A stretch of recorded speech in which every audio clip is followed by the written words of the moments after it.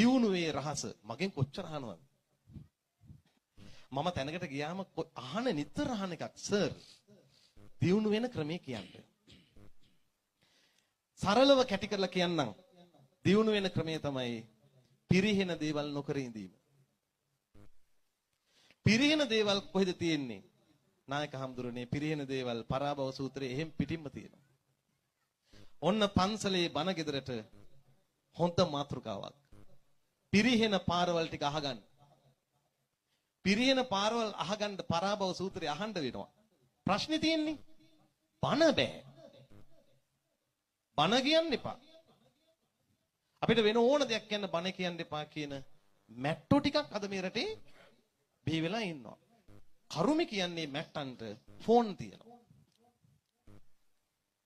ඊළඟ කරුමේ තමයි මුන්ට Facebook account තියෙනවා. ඉස්සර ගම්වල මැට්ටෝ හිටියා. හැබැයි මැට්ටන්ට වේදිකාවක් තිබුණේ නැහැ. මිනිස්සුන්ට මැටි කතා ඇහුන්නේ නැහැ. දැන් ඕන මැට්ටෙකුට හොඳ platform එකක් තියෙනවා. ගත්තා ඕන මැටි කතාවක් ටයිප් කළා දැම්මා.